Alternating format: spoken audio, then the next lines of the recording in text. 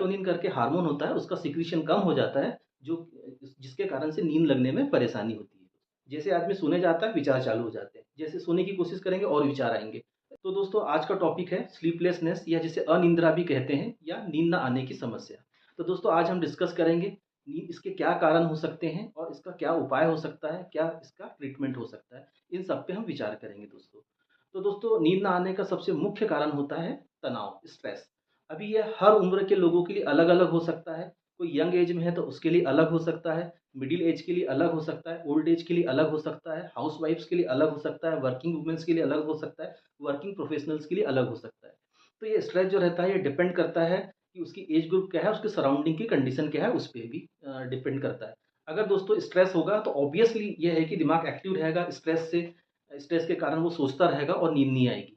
तो एक कारण तो हो गया दूसरा दोस्तों स्ट्रेस। दूसरा कारण होता है लैक ऑफ फिजिकल एक्टिविटी। अगर बहुत कम फिजिकल एक्टिविटी है, आप ज़्यादा ज़्यादा टाइम मोबाइल पे या स्क्रीन पे या बैठे-बैठे अगर बिता रहे हैं, तो हमारी बॉडी थकती नहीं है और थकती नहीं है तो नींद बहुत अच्छे से नहीं आती। ये नींद ना आने का तीसरा कारण होता है दोस्तों, बहुत ज़्यादा सनलाइट में ना रहना। अगर आप बहुत ज़्यादा धूप में नहीं रहते, मतलब मैं प्योर धूप की बात नहीं कर रहा हूँ, इवन जो सनलाइट का जो रिफ्लेक्शन आता है, जैसे आप बालकनी में खड़े हो या घर के अंदर भी हैं और थोड़ा-सा लाइट जो आता है, उसमें भी अगर आप नहीं रहते हैं, तो इसके कारण से भी नींद ना आने की शिकायत हो जाती है। क्योंकि अगर हम सनलाइट में नहीं रहते हैं ज़्यादा या उजाले में हम ज़्यादा नहीं रहते हैं, तो एक मेलाटोनिन करके हार्मोन होता है, उसका सिक्रीशन कम हो जाता है, जो जिसके कारण से नींद लगने में परेशानी होती है। नींद ना आने का नेक्स्ट कारण है दोस्तों ओवर यूज़ ऑफ माइंड। ऐसे लोग जो माइंड का बहुत उपयोग करते हैं। देखिए इसमें वर्किंग प्रोफेशनल्स भी आ सकते हैं, जैसे जज आ सकते हैं, सीए आ सकते हैं, वकील आ सकते हैं, ठीक है? डॉक्टर्स आ सकते हैं या कोई बिज़नेसमैन आ सकता है। ये लोग जो लोग कि कंटीन्यूअसली माइंड का यूज़ करते हैं, मतलब सुबह जो ऑफ़िस में जाके बैठे, तो रात के 9 बजे, 10 बजे तक कंटीन्यूअसली काम कर रहे हैं, माइंड एंगेज है, किसी न किसी चीज़ में माइंड एंगेज है। तो एक समय के बाद में क्या होता है 5 साल, 7 साल बाद में अगर लगातार इस टाइप से अगर माइंड को एंगेज रखते हैं तो माइंड जो रहता है रुकना भूल जाता है। मतलब माइंड जो रहता है हमारा दिमाग जो है वो बेड पे जाने के बाद पहले शांत हो जाता था और हमको नींद आ जाती थी। अब हमने माइंड की ट्रेनिंग ऐसी कर दी कंटिन्यूअसली काम कर कर के कि वो बेड पे जाने के बाद में भी रुकना भूल जाता है। तो क्या होता है जैसे आदमी सोने जाता है विचार चालू हो जाते हैं। जैसे सोने की कोशिश करेंगे और विचार आएँगे।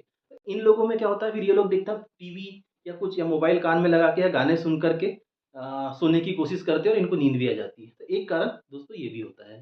दोस्तों अभी मैंने एक कारण आपको बताया कि जो नींद ना आने की समस्या जो रहती है वो जो लोग की फिजिकल एक्टिविटी कम रहती है उनको होती है। तो दोस्तों ये जो कंडीशन है अक्सर घुटने की सर्जरी के बाद में या घुटने के दर्द वाले जो रहते हैं आर्थराइटिस उनको भी देखने को मिलती है। क्योंकि पेन के कारण से उनका मूवमेंट कम हो जाता है, मतलब घूमते-फिरते कम है वो और बैठे-बैठे एक जगह पे रहते हैं। तो इसके कारण से क्या होता है वो थकते नहीं है प्रॉपर और ना थकने के कारण से उनको फिर नींद ना आने की प्रॉब्लम चालू हो जाती है। तो नेक्स्ट जो कारण आता है नींद ना आने का, ये आता है अनियमित जीवनचर्या। अगर आपका खाने का टाइमिंग, उठने का टाइमिंग और सोने का टाइमिंग फिक्स नहीं है, तो हमारी बॉडी की जो बायोलॉजिकल क्लॉक है वो डिस्टर्ब हो जाती है और उसके कारण से फिर बहुत मतलब अगर साल 2 साल यही चीज़ हम कंटिन्यू करते हैं, तो जो साइकिल होती है वो डिस्टर्ब होती है, तो हमको समय पे नींद नहीं आ पाती।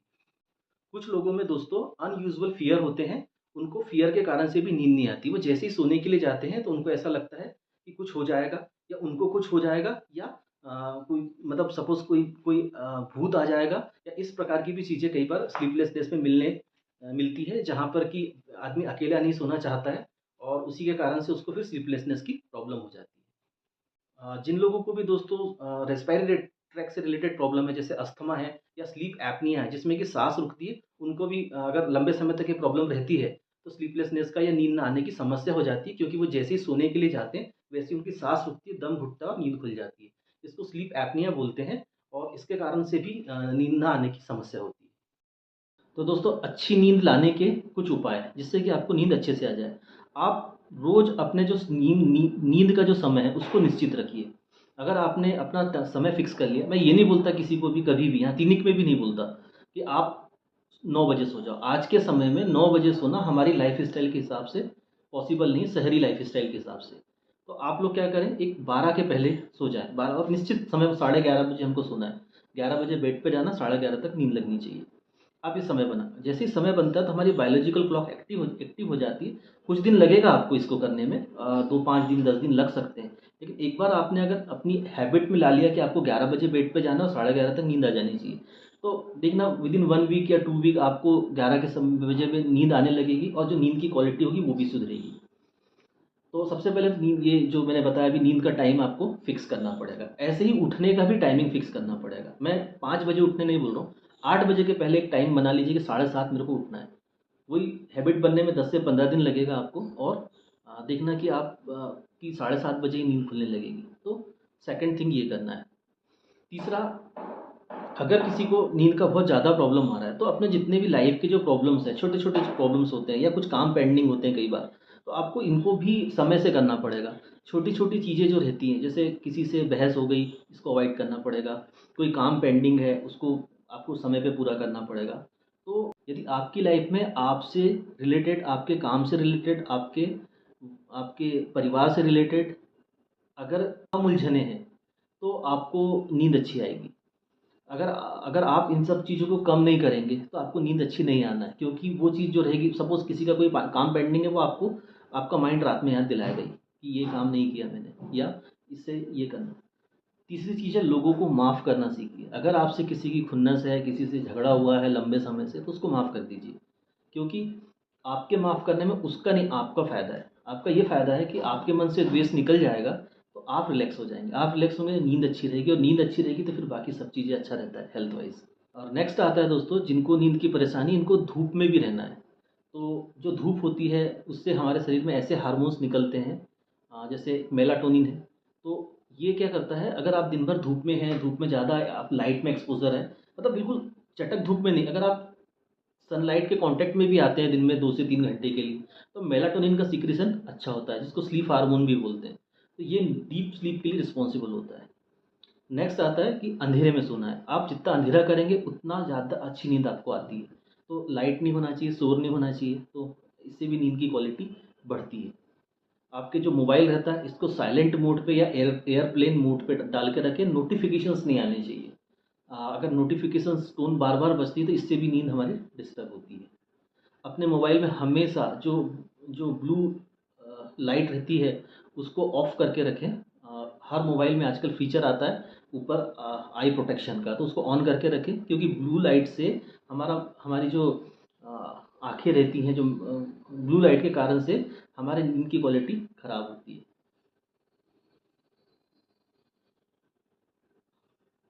अच्छा, और किसी को अगर इनिशियल स्टेज में नींद का प्रॉब्लम है, तो दिन में सोना बंद, अगर कोई दिन में सोता है तो दिन में बिल्कुल नहीं सोना है। अगर आपको लेटना है तो आप लेट सकते हैं, वो भी 5 से 10 मिनट के लिए। अगर आप बॉडी को ज़्यादा रेस्ट देंगे, तो नींद आने में रात में परेशानी होती है। अगर दोस्तों किसी का वर्क जो है वो बहुत लेबोरियस वर्क है, जिसमें पसीना आता है या गर्मी में काम है, तो उनको उनको जो रहता है, शाम के समय में जब ऑफिस से या काम से आने के बाद एक बार नहा लेना चाहिए। नहाने से क्या होता है, पूरा जो साल्ट होता है पसीने का, वो धुल जाता है। तो हल्की फुल्की जो खुजली चलती है, इसके कारण से वो नहीं होती, तो नींद की जो क्वालिटी रहती है, वो बहुत अच्छी रहती है। या नॉर्मली जिनको नींद का प्रॉब्लम है, तो उनको एक बार शाम के समय में स्नान कर लेना चाहिए, नहा लेना चाहिए। तो जो छोटी हल्की फुल्की खुजली चलती रहती है, वो नहीं चलेगी, और उससे नींद की क्वालिटी आपकी अच्छी रहेगी। आपका जो नींद वाला जो सोने वाला जो कमरा है, उसको बहुत व्यवस्थित रखें। उसमें बहुत ज़्यादा ब्राइट कलर का यूज़ ना करें। अगर आपका कपड़ा कप का जो कमरा है सोने वाला, वो साफ़ सुथरा है, और उसमें वेंटिलेशन अच्छा है, तो आपकी स्लीप की क्वालिटी और अच्छी रहेगी। कुछ लोग दोस्तों, मैंने ये भी सुना है, यहाँ मरीज़ जो आते हैं इनसे, कि रात के समय में चाय और कॉफ़ी पीते हैं, तो इस चीज़ को अवॉइड करें। इससे नींद की क्वालिटी में फ़र्क पड़ता है। रात में सोते समय अगर कोई किसी भी प्रकार की वाद विवाद वाली बातें आपस में ना करें, या फ़ोन में ना देखें, या कोई ऐसे इस प्रकार के उत्तेजित जो मतलब लड़ाई झगड़ी वाली जो मूवी है, ये ना देखें। ये भी आपकी नींद की क्वालिटी को डिस्टर्ब करते हैं। इसके अलावा दोस्तों, जैसा कि मैं अपने हर वीडियो में बोलता हूँ, किसी को अगर लंबे समय से नींद का प्रॉब्लम है या ज़्यादा नींद का प्रॉब्लम हो रहा है, तो दोस्तों उन लोगों को चाहिए कि वो प्रॉपर होम्योपैथिक ट्रीटमेंट लें। देखिए, होम्योपैथी में बहुत सारे नींद के ड्रॉप्स आते हैं, मेडिसिन्स आती है। मैंने अपने किसी भी वीडियो में कभी भी कुछ भी सजेस्ट नहीं किया है, एक्सेप्ट 2-4 कुछ स्पेसिफिक मेडिसिन्स को छोड़ करके। तो बजाय आप अपने हाथ से, अपने आप से लेने के, किसी अच्छे होम्योपैथिक डॉक्टर को दिखाइए, और वहाँ से आप आपकी नींद की गोलियाँ चालू कीजिए। एक्चुअल में नींद की गोलियाँ नहीं होती है होम्योपैथी में इस प्रकार की, कि जिससे कि नेचुरल नींद आने की दवाई होती है। मतलब आपके मन को वो शांत कर देंगी, क्योंकि होम्योपैथिक दवाइयों में कोई मटेरियल डोज़ तो होता नहीं है। मतलब मटेरियल डोज नहीं होता, मतलब जैसा कि पैरासिटामोल 500 में पैरासिटामोल 500 मिलीग्राम है। होम्योपैथी की अगर आप कोई मेडिसिन जैसे कि सल्फ़र है या फास्फोरस, तो इसमें सल्फ़र और फास्फोरस आप बाय इलेक्ट्रॉन माइक्रोस्कोप भी चेक नहीं कर सकते कि इसमें है। इतना माइन्यूट होता है, या हो सकता है सिर्फ एनर्जी का ट्रांसफॉर्मेशन हम लोग होम्योपैथी दवाइयों के थ्रू करते हैं। तो दोस्तों, होम्योपैथिक दवाइयाँ पूरी तरह सेफ़ है। अगर नींद की परेशानी है तो आप बिल्कुल अच्छे होम्योपैथ से दिखा करके और दवाइयाँ ले सकते हैं। इससे ये होगा कि आपको अगर आप एलोपैथी लेते हैं तो उसमें हैबिट बनने का एक डर रहता है, तो हैबिट आपकी बनेगी नहीं, और आप बहुत जल्दी 2-3 महीने में जैसे ही आपका नींद अच्छी हो जाए तो आप दवाइयाँ भी बंद कर सकते हैं। इसमें रिकरेंस की भी चांसेस नहीं रह जाते। और अगर अपनी लाइफ़स्टाइल आपने सेटल कर लिए अच्छी नींद आने के बाद, तो होम्योपैथी अपनाएँ, बेहतर आज और कल के लिए।